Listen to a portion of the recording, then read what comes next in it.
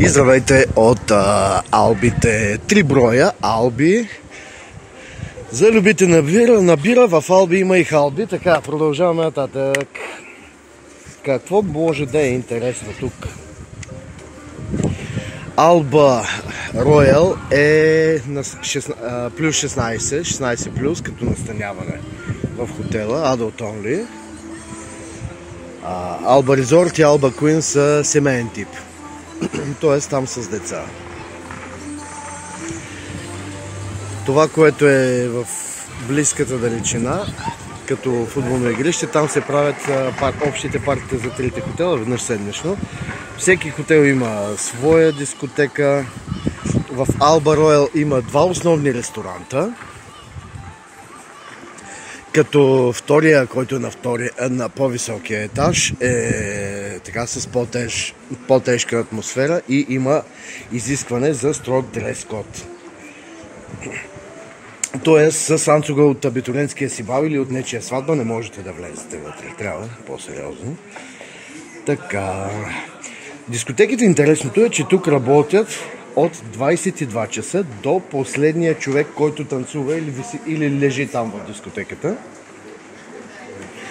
Интересното е, че, например, когато са общите партита, барманите гледат гривните, т.е. тези, които са на Ultra All Inclusive с вносен алкохол, си получават съответно обслужването и вносният алкохол. Така. Тоест, Royal е с вносен алкохол. Така. Палянка. Ето една красотица. И преследваме останалите. Трите хотела имат собствени плажове, които са някъде около 300 метра всеки, като всеки плаж е само за туристите на този хотел. Също така, т.е. не могат туристи от единия хотел, гости на единия хотел да отидат в друг. По същото е и с територията.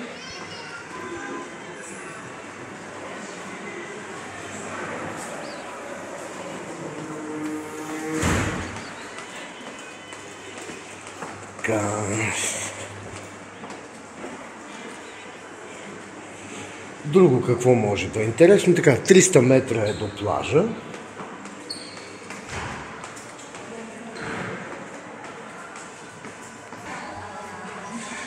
Мини-баровете се зареждат всеки ден с безалкохолни напитки, вода, като само в Royal има допълнително включено и бира и вино.